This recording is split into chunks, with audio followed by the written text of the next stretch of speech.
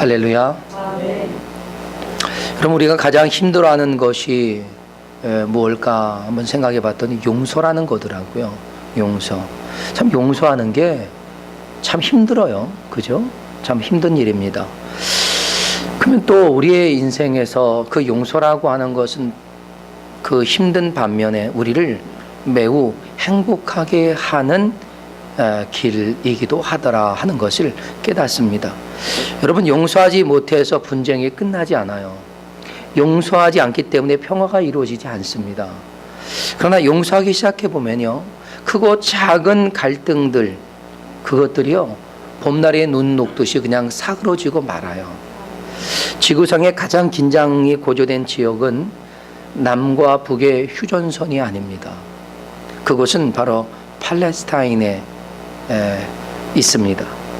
유대인과 이슬람 그리고 기독교의 종교적인 갈등이 매우 긴장화되어 있는 곳, 그것은 언제 어떻게 폭발할지 모르는 그런 상황에 있습니다.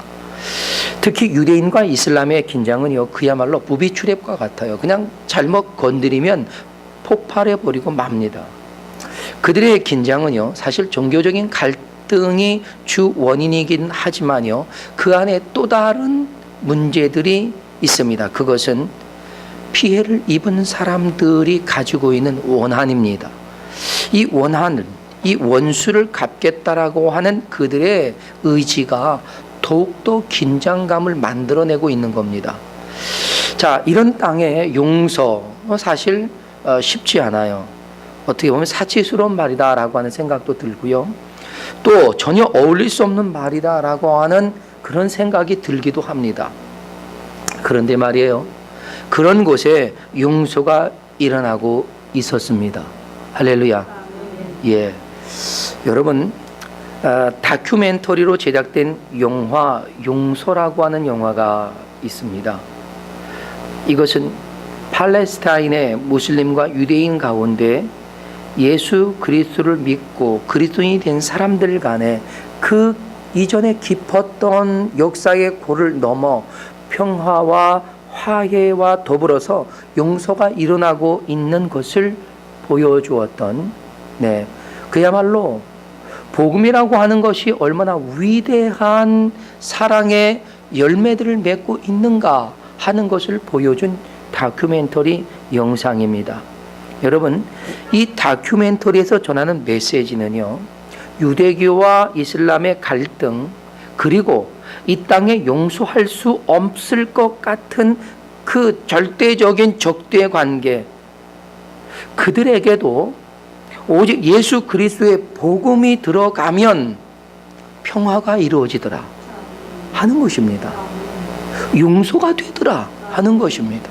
왜냐하면 그들이 받은 사랑, 그들이 받은 용서, 그들이 받은 은혜와 긍휼은 그 어떤 것도 넘지 못할 것이 없더라 하는 것입니다.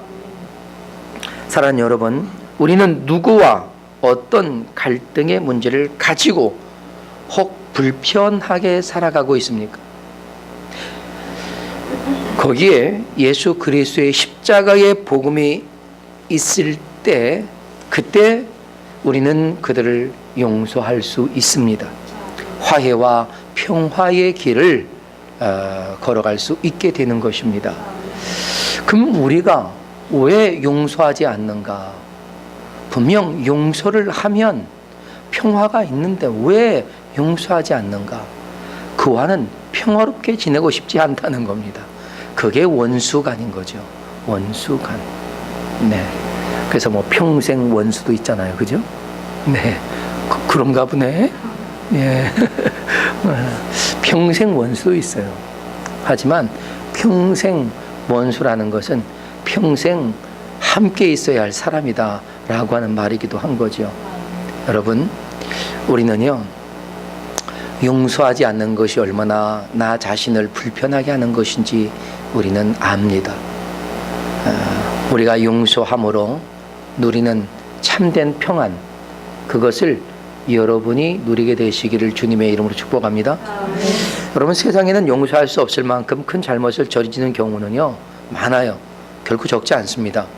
그럼에도 불구하고 용서하는 위대한 사랑을 행하는 일은 또 그리 흔치 않아요. 그래서 좀 원수 같은 사람을, 용서할 수 없을 것 같은 사람을 용서했다라고 하면 뭐 굉장한 이슈가 되듯 또 감동을 주기도 합니다. 그러나 용서라는 것은요, 용서할 수 없는 것을 용서할 때 참된 용서가 되는 거예요.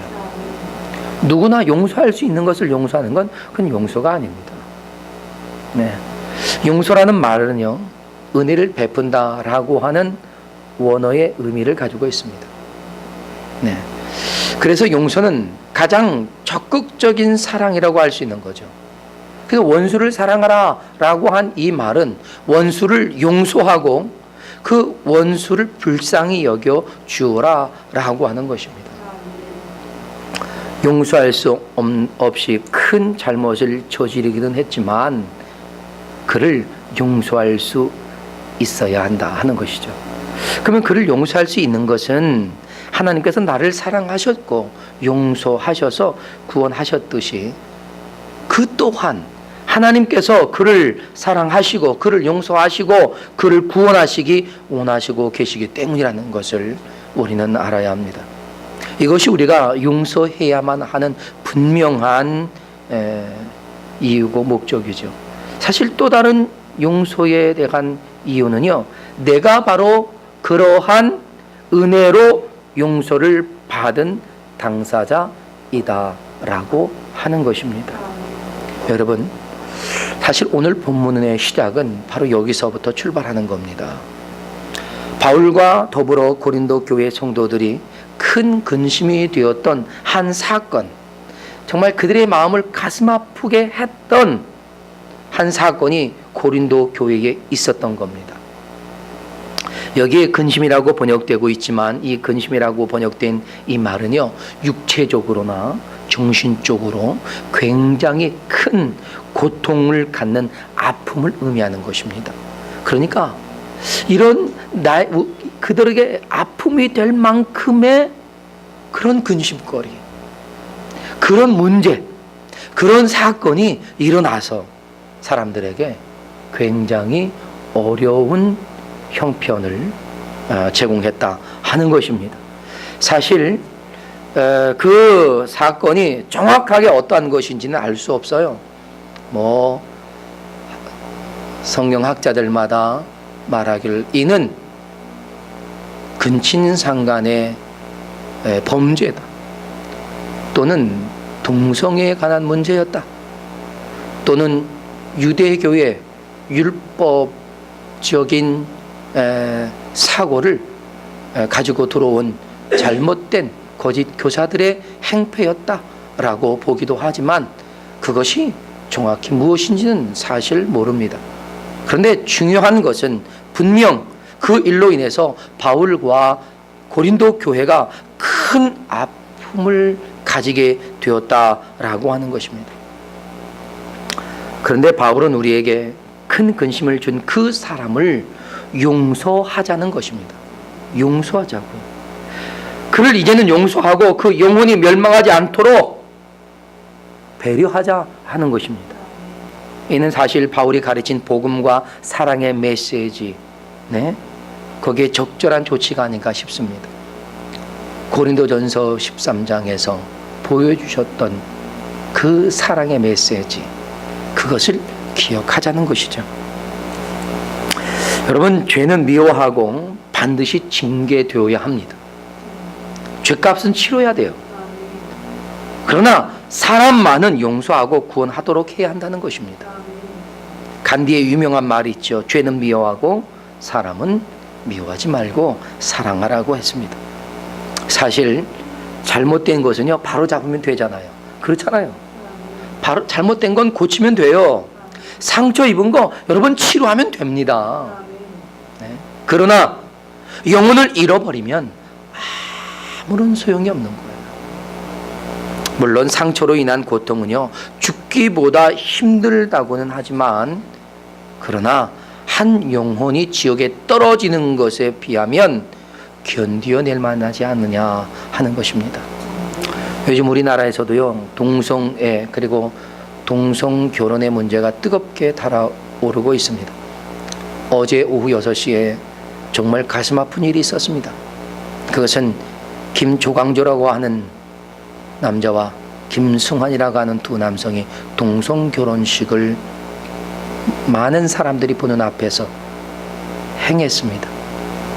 사실 이 일은요, 우리 대한민국이 가지고 있는 현행법과 윤리, 그리고 하나님의 뜻에 대한 도발적인 행동입니다. 그렇기 때문에 그들의 의도가 더욱 악한 것입니다. 세상을 멸망으로 이끌어 가려는 아주 심각한 범죄입니다. 이 일로 인해서 우리나라에서도 이제 동성결혼 문제가 한동안 시끄러운 이슈가 될 겁니다. 우리는 그 죄를 그냥 광고해서는 안 됩니다. 그건 굉장히 큰 범죄입니다. 그러나 그 죄에 빠져있는 영혼들은 불쌍히 여길 수 있어야 합니다. 여러분, 미국에서 동성애 옹호자로 또한 동성애 운동가로 살았던, 그리고 동성애 잡지인 비너스라고 하는 잡지의 발행자이기도 했던 샬린 코트란이라고 하는 여성이 30여 년간의 동성애를 회개하고 예수 그리스도를 영접함으로써 새로운 제2의 인생을 시작했습니다. 그는 예수 그리스도를 통해 얻은 새 생명을 결코 포기할 수 없고, 그리고 내려놓을 수 없다. 그래서 그는 이제 동성애자에게 복음을 전하는 특수 전도자가 됐습니다. 동성애자들을 위한 잡지 비너스는요, 이제 동성애자들에게 복음을 전하고 그들을 치료하는 잡지로 거듭 태어났습니다. 하나님께서는 결코 용서받을 수 없을 것 같았던 샬린 코트란을 용서하셨습니다. 그리고 그를 동성애를 전도하는 사역자로 부르셨고, 그리고 그는 위대한 하나님의 일꾼으로 서게 됩니다. 여러분, 하나님은 이 세상에 어떤 죄라도 회개하고 돌이키는 사람을 용서하고 또한 받아들여 주십니다. 그러나 회개하지 않는 자는 받아들여지지 않는다는 것입니다. 한동안 용서라고 하는 문제가 이슈화된 적이 있습니다. 그래서 그 친구, 용서라고 하는 이 문제, 도대체 어디까지 용서할 것인가, 언제 용서할 것인가 하는 문제였습니다. 한 영화에서는 자신의 약혼녀를 그 청소년 오토바이가 치고, 그리고 그 약혼녀가 살아있는 것을 보고 또다시 치어서 약혼녀를 죽인 오토바이를 끌었던 학생을 무조건 용서함으로 인해서 그는 그리스도의 뜻을 이루었다라고 생각을 했었는데, 그가 학교에서 또 다른 학생을 폭행으로 죽이고 구치소로 간 이야기를 후에 듣고, 이것은 내가 잘못 용서한 것으로 인해서 그 학생이 제2의 희생자가 되었다라고 하는 것에 대한 아픔을 이야기하고, 또한 그것을 사회적인 문제로 이렇게 보여줬던 하나의 영화가 있었습니다. 여러분, 용서는 죄를 범한 사람이 용서를 구할 때, 그리고 그가 그 용서를 구할 때에 다시는 그렇게 하지 않을 것을 다짐하고 새로운 삶을 살아가겠노라고 했을 때 용서하는 것이 맞습니다. 그러나 모든 용서가 다 그렇게 되어진다면 우리에게 구원의 길은 열리지 않습니다. 이해하시겠습니까? 우리 주님은 미리 용서하시고 기다려 주셨다는 사실입니다. 끝없이 주님의 사랑으로 부르고 계셨다는 사실입니다. 그것이 놀라운 하나님의 은혜가 아니냐 하는 거죠. 이 샬린 코트란, 저는 이미 그를 용서하신 주님께서 끝없이 그를 주님의 용서의 그 자리로 부르고 계셨고 끝내 그는 그 자리에 서게 됐던 것이라 생각합니다. 이 시대에 심각한 잘못을 저지르고 있는 많은 사람들, 주님은 그들에게도 용서장을 보냅니다. 그런데 그것을 받아들고 주께로 오는 자는 용서를 받고 하나님의 자녀로 인정받고 구원을 얻을 것이지만, 그러나 그것을 거절하는 자에겐 하나님의 은혜는 주어지지 않습니다. 사랑하는 여러분, 저는 사람들이 저지른 죄를 여러분이 용납하라고 말씀드리는 것이 절대 아닙니다. 그 죄는 철저하게 응징해야 된다니까요. 그러나 다시는 죄를 범하지 않겠다라고 그 죄에서 돌이켜 새로운 인생을 살고자 하는 이들의 길은 열어주어야 합니다. 열어줘야 합니다. 그게 성경이 가르치는 진리입니다. 그래서 바울은 그 사건에 대한 분노했던 자기 자신, 또한 더불어 함께 아팠던 고린도 교회 성도들이 그 사건의 주범을 용서해 주어야 한다고 하는 겁니다. 이미 그는 자신의 죄를 회개하고 새로운 삶을 살아가고 있었기 때문입니다.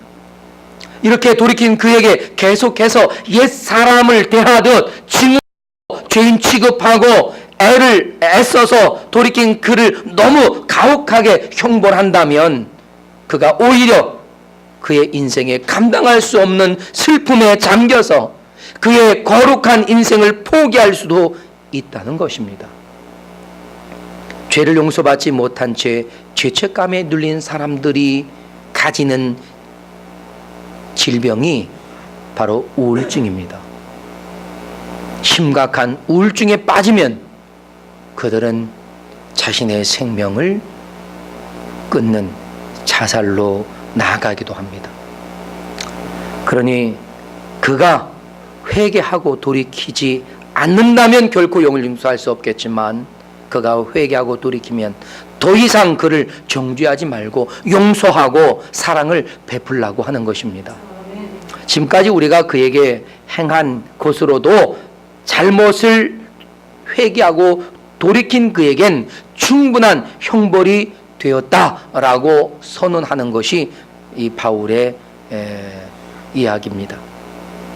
여러분, 바울은 자신은 이미 그를 용서했다는 거죠. 그리고 고린도 성도들을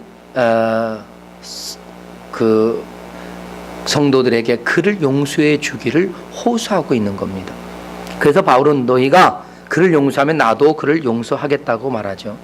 사실 이 표현 안에는요, 바울의 배려와 깊은 사랑과 그리고 웅변적인 호소력이 담겨졌다라고 저는 생각합니다. 여러분, 오늘 본문 1절을 보세요. 이렇게 증거합니다. 내가 다시는 근심으로 너희에게 나아가지 않기로 스스로 결단하였노니. 여러분, 이 말이 가지고 있는 그 의미를 우리가 이해할 필요가 있어요. 이 말은요, 내가 앞으로 너에게 고통을 주는 일로는 너희를 만나지 않겠다라는 것이잖아요. 그런데 바울은 자신이 고린도에 가지 않겠다는 것이 아닙니다. 고린도 교회 성도들이 바울을 기쁘게 해줄 사람이기 때문에 바울은 그들에게 아픔을 주지 않겠다는 것인데, 최소한 바울이 다시 그곳에 찾아갔을 때에는, 고린도에 도착했을 때에는 이러한 아팠던 일들로 인해서 다시 아픔의 일이 다시 반복되지 않기를 간절히 소망한다라고 하는 그런 의미입니다. 그리고 그 아픔의 문제를 완전히 해결하기 위해 지난번에 편지를 보내었었다라고 오늘 본문이 증거하는 거죠. 바울은 마음이 몹시 아프고 걱정스러운 마음으로 그들에게 눈물을 흘리면서 고린도 교회 성도를 사랑하는 마음으로 편지를 보냈었는데 그것이 오히려 그들을 더 아프게 하는 결과가 되었었던 것입니다. 뭐냐 하면 바울의 강직함. 그래서 죄에 대하여 우리가 용납할 수가 없지만 그러나 그 영혼만을 우리는 구원해야 한다는 이 바울의 분명한 복음에 대한 그의 입장을 이 고린도 교회는 잘 이해하지 못했던 것입니다. 여러분, 사실 이 사건이 어떤 사건인지 잘 모르지만 그러나 그것이 바울의 마음을 매우 아프게 했을 뿐 아니라 고린도 교회 성도들도 아프게 했지만 이제 그가 회개하고 돌이킨 이상 그간의 그에 대한 모든 일들이 충분히 그가 받은 형벌과 같다. 그러니까 이제는 새 사람이 되려고 하는 그의 길을 막지 말고 그를 도와주자 하는 것이었습니다. 여러분, 이제 그가 새 사람이 되려고 하는 그런 의지를 보았고 또한 검증까지 되었다면 우리가 그를 신뢰해 줘야 하지 않느냐 이런 얘기죠. 사실 우리 주변에 또한 우리가 살아가는 우리의 삶의 현실 속에서 이런 문제를 여러분 얼마나 자주 우리가 맞닥뜨립니까? 그럴 때 우리는 그가 잘못한 죄의 질이나 죄의 내용보다는요, 그가 회개하고 돌이켜서 새로운 삶을 살아가고자 하는 것에 더 큰 무게를 실어줄 수 있어야 되겠다 하는 것입니다. 그것이 기독교가 아니 예수 그리스도께서 우리에게 기대하시는 용서하는 삶이 아닌가 싶습니다. 이제는 그를 용서하고 그를 위로하면서 새로운 생활을 더욱 잘 감당할 수 있도록 해주자고 하는 것이죠. 저는 저와 여러분이 그와 같이 살아갈 수 있기를 축복합니다. 바울은 이미 그의 회개하고 돌이킨 모습으로 인해 근심했던 것들이 완전히 해결됐다는 거죠. 이제는 그 수순만이 남았다는 겁니다. 여러분, 자신도 그를 용서했으니까 여러분도 그를 용서하고 사랑해 주라고 부탁했던 거예요. 그러면서 아주 지혜롭게 말했던 것이 바로 그것입니다. 예? 여러분이 누구를 용서하면 나도 용서하겠습니다. 그런데 이어서 한 말이 있죠. 바울이 자신이 누구를 용서했다면 그것은 그리스도 앞에서 여러분을 위해 용서한 것입니다 라고 또 덧붙여 말합니다. 이 말이 바로 바울의 웅변적인 메시지였던 거예요. 당신이 용서하면 나도 용서하겠습니다. 그러니까 먼저 그들에게 우선권을 주고 그들을 존중합니다. 그리고 난 다음에 내가 누구를 용서한 것이 있다면 이거는 바로 이 사건의 주범인 그를 말하는 거죠. 그 용서한 것이 있다면 나를 용서하고 당신들을 용서하고 죄와 사망에서 건져 구원하신 예수 그리스도 그 십자가 앞에서 여러분을 위해 내가 용서한 겁니다 라는 말입니다. 그러니 이렇게 웅변적으로 이야기하는 바울의 이 설득력 있는 메시지 앞에 그들의 마음이 동하지 않을 수 없었다라고 저는 생각합니다. 사랑하는 여러분, 주님께서도 그가 잘못을 인정하고 와서 화해하자라고 하면 언제든지 그들을 용서해 주라고 말씀하셨습니다. 예수 그리스도 안에서 새 생활을 하겠다라고 한다면 우리는 도와줘야지 그를 여러분 예전의 모습으로 대해서 신뢰하지 않는다면 그가 새롭게 시작하고자 하는 인생의 새로운 첫 출발을 우리는 무참히 짓밟아 버리게 되는 격이 됩니다. 근데 바울은 여기에서 한 가지 중요한 것을 우리에게 가르쳐 주지요. 그것은 뭐냐 하면 우리가 잘못 그들을 대할 경우, 다시 말해 그들을 용서하지 않는다면 그것은 마귀의 이 괴계에 우리가 빠지는 것과 다름이 없다라고 하는 것입니다. 여러분, 예수님께서 우리에게 가르쳐 준 기도가 용서하는 것이 얼마나 중요한 우리의 임무인가를 가르쳐 줬잖아요. 근데 오늘 바울이 가르쳐 준 이 용서의 메시지는요, 주기도문에서 용서에 대한 기도를 완벽하게 응답하고 있는 것이 아닌가 하는 그런 생각을 합니다. 주기도문에 우리가 이렇게 하잖아요. 우리가 우리에게 잘못한 사람을 용서하여 준 것 같이 우리의 죄를 용서하여 주시고 우리를 시험에 빠지지 않게 하시고 악에서 구하소서라고 기도하잖아요. 이처럼 이러한 기도처럼 우리도 그렇다는 것입니다. 우리는 가까이에 있는 나 자신도 용서하고 그리고 우리의 가족, 우리의 이웃, 또 더 나아가 먼데 있는 사람까지도 우리는 용서할 수 있어야 되는 거죠. 그럼 우선 가장 가까이 있는 나 자신을 용서할 수 있어야 돼요. 여러분, 우리가 가장 용서하지 못하는 대상이 오히려 자기 자신일 수 있다는 사실 아십니까? 자기 자신을 용서하지 못하기 때문에 새로운 출발을 하지 못하는 거더라고요. 제가 말씀을 준비하면서 여러 심리학자들과 그리고 세계적으로 조명한 상담가들의 그 글을 찾아서 읽어봤습니다. 그랬더니 대부분 하시는 그들의 말씀이 뭐냐 하면 내담자들 가운데 대다수가 자기 자신을 용서하지 못함으로 그들의 인생에 새로운 시작을 하지 못하고 있다는 것이었습니다. 여러분, 우리가 자기 자신을 용서할 수 있어야 우리는 새롭게 출발할 수 있습니다. 내가 지난 삶에 실수했던 것, 잘못했던 것, 실패했던 것들에 대해 용서하지 않는 한 우리는 다시 시작할 수 있는 용기를 가질 수가 없단 말이죠. 그럼 우리가 자기 자신을 용서할 수 있기 위해선 무엇보다 나를 구원하신 구원의 완전성에 대한 믿음의 확신이 필요하더라고요. 한 그 상담 심리학을 전공한 한 교수의 글에는 이런 글이 적혀 있었습니다.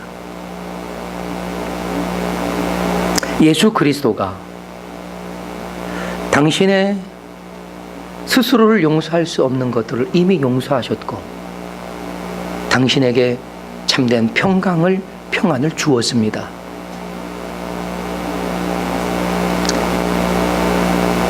당신이 신앙생활을 하고 있는지 하고 있지 않는지는 모르겠지만 그분을 믿어보는 것, 그거 손해볼 일이 아닙니다 라고 하는 글이 적혀 있더라고요. 그래서 야, 맞다. 여러분, 주님은 이미 여러분 자신을 용서하셨습니다. 그리고 여러분에게 평안을 주셨습니다. 그걸 믿으시기를 바랍니다. 네. 그래서 주님은 여러분, 나를 용서하신 그 용서의 위대함을 가지고 우리에게 손을 내밀어 주셨습니다. 그러면 우리가 주님의 그 손을 잡을 수 있는 용기가 필요하지 않겠습니까?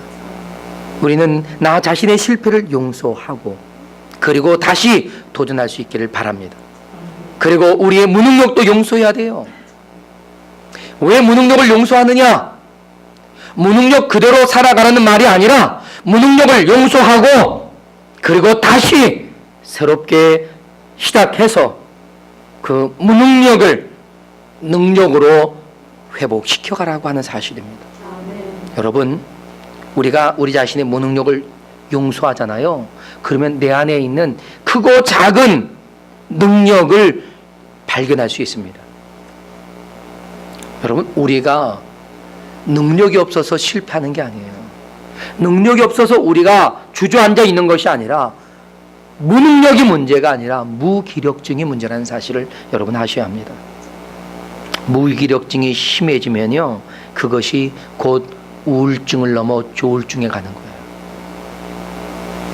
여러분 스스로를 용서하세요. 그리고 스스로 용서 받으세요. 그리고 다시 시작하시기를 축복합니다. 네. 무기력에 빠져나와서 작은 능력을 여러분 발견하시고 그 능력을 발휘해 보세요. 그리고 그 능력을 하나님을 위해 한번 사용해 보세요. 반드시 엄청난 역사를 경험하게 될 것입니다. 포레스트 검프라고 하는 영화를 여러분 보셨나요? 저는 여러 번 봤습니다. 참 귀한 영화고 저희 아이들하고도 제가 봤습니다. 근데 이 검프는 사실 실화를 많이 각색을 해서 만들기는 했지만 그 주인공 포레스트 검프는요, IQ가 얼마인지 아세요? 저보다 조금 낮습니다. 75. 75. 거기에 자폐증을 가지고 있었어요. 뿐만 아니라 그의 다리는 불편해서 보초를 하고 겨우 걸어 다녔습니다. 그의 어머니는 그를 보통 아이들과 같이 교육시키려고 굉장히 애를 썼어요. 그런데 어느 날 응급한 상황에 도래합니다. 뭐냐 하면 친구들이 그를 놀리면서 돌을 던지는 거예요. 그래서 피하다가 도망가다가 보니까 자기가 뛰고 있는 거예요. 뛰다 보니까 보철이 떨어진 거예요. 내가 뛰고 있네 하는 것을 한참 뒤에 안 거예요. IQ가 75가 맞습니다. 그리고는 나는 뛸 줄 아네 하고 그는 그냥 뜁니다. 왜 그냥 뜁니까? 뛸 줄 아는 것을 알았기 때문에 뜁니다. 그냥 뛰어요. 목적이 없어요. 그냥 뛰는 거예요. 근데 정말 쏜살처럼 뛰어요. 그가 뛰는 것을 한 미식축구의 코치가 봅니다. 이야, 저렇게 빨리 뛰냐? 저에게 공을 주면 전 그냥 터치타운은 틀림없다. 그래서 고등학교 이 미식축구 선수로 스카웃됩니다. 덩치도 별로 없는데 그는 뛰는 것 하나로 공만 쥐어주면요, 얘는 무조건 뛰어서 코치가 하라는 대로 무조건 합니다. 무조건 뛰어가서 터치다운 하는 거예요. 그러니까 많은 사람들이 환호성을 하는데 왜 하는지도 잘 모르는 거예요. 그러나 자기에게 하는 것 같으니까 막 기분이 좋은 거죠. 그러면서 대학을 가서 유명한 미식축구 선수가 됐습니다. 그리고 군대에 입대합니다. 군대에 입대해서 그는 단지 자기 다리가 튼튼한 것, 이것 가지고 달리기 잘하는 것, 이것으로 위기에 처한 병사들을 여럿 구합니다. 그래서 훈장을 받아요. 그야말로 아무도 가능성을 찾을 수 없었던 검부에게 일어난 성공 스토리입니다. 여러분, 이 검부는 자신에게 있는 작은 능력, 뛸 줄 아는 것을 발견하고 그 작은 것 때문에 원망한 것이 아니라 그 작은 것을 인생의 기회로 알았습니다. 사랑하는 여러분, 우리 자신을 용서하면요, 우리에게 바로 그런 크고 작은 능력이 발견되는 거예요. 그리고 그것이 여러분의 인생의 기회로 열려지기를 축복합니다. 그리고 우리는 우리 가족을 용서할 수 있어야 돼요. 아내, 남편을 용서해야 합니다. 아버지, 어머니를 용서하세요. 언제까지 그냥 용서하지 못해서 응어리를 남겨두겠습니까? 용서하세요. 또한 자녀를 용서해 주세요. 여러분의 형제들을 용서해 주세요. 이렇게 용서해야 내가 편안해지고 내 가정에 하나님의 행복이 흘러 들어오는 겁니다. 행복한 가정을 만들 뿐 아니라 행복한 여러분의 인생으로 다시 서게 될 줄로 믿습니다. 무조건 용서하라는 게 아니에요. 그리스도의 사랑으로 용서하자는 것입니다. 주님께서 우리를 어떻게 사랑하셨는지 우리가 경험해 봤잖아요. 그 사랑으로 용서하시기를 바랍니다. 네. 주님은 잘못했다고 용서를 비는 사람에게 용서할까 말까를 생각하시는 것이 아니라 이미 용서하시고 그들이 잘못했다고 돌아올 때까지 뭐 하셨다? 기다리셨다. 기다리셨다.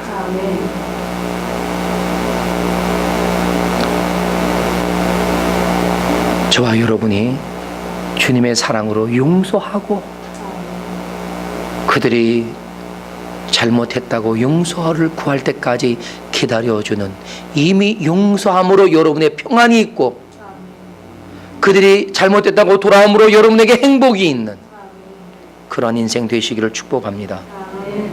그렇게 용서를 받았잖아요. 새로운 인생 시작돼요. 중국 오지 선교의 창설자이신 허드슨 테일러가요, 한번 여행을 떠나갔다가 왔더니요, 중국인을 종으로 썼는데 그가 집에 귀한 물건을 훔쳐가지고 도망가 버렸어요. 테일러가 경찰을 통해서 그가 있는 곳을 찾아냈습니다. 그리고 그의 주소만 가져오라고 했어요. 그래서 그의 주소를 가져와서 그에게 편지를 썼습니다. 뭐라고 썼느냐? 물건이 아까워서 너를 잡으려는 것이 아니다. 너의 영혼이 아까워서 이 편지를 쓴다. 나는 이미 너를 용서했다. 너도 하나님의 용서를 받을 수 있도록 회개하고 예수를 믿으라. 어떻게 됐을까요? 그 종이 돌아왔습니다. 할렐루야. 그리고 그는 평생 테일러 선교사의 동역자가 돼서 중국의 전도자가 되었다라고 하는 사실입니다. 할렐루야. 오늘 바울이 고린도 교회에 당부하고 기대하는 것이 바로 이것입니다. 제가 여러분에게 당부하고자 하는 메시지가 바로 이것입니다. 회개하고 돌이킨 이에게 새로운 기회를 주자 하는 것입니다. 혹 아직 회개하지 않았을지라도 먼저 기회를 주고 그들에게 돌아올 수 있는 시간을 우리가 기다려주자 하는 것입니다. 새로운 출발이 그에게 있고 그로 인해서 또 다른 사람에게 기회를 줄 수 있는 하나님의 용서의 릴레이가 계속될 수 있도록 우리가 함께 먼저 시작을 해보자 하는 것입니다. 여러분, 우리가 용서를 받는 것, 그것은 새로운 기회였던 것처럼 우리가 용서하는 것, 그건 역시 새로운 기회를 열어주는 것입니다. 용서는요, 신뢰가 있어야 용서가 돼요. 그리고 용서에는 기다림이 뒤따라야 한다는 사실입니다. 신뢰하고 기다려주는 것, 그것이 용서하는 사람이 가져야 할 덕목이 아닐까 생각해 봅니다. 용서받는 것도 큰 기쁨이죠. 그러나 용서하는 사람들에겐 그보다 더 큰 기쁨과 평안과 행복이 있습니다. 이 놀라운 것을 실제로 경험하는 저와 여러분이 되시기를 주님의 이름으로 축복합니다. 이제 그 용서가 가져오는 기적의 세대를 기대해 보면서 용서의 미라클 세대, 그 세대가 여러분 삶 가운데 우리가 살아가는 이 땅에 이루어지기를 축복합니다. 다 같이 일어나서 함께 기도하겠습니다.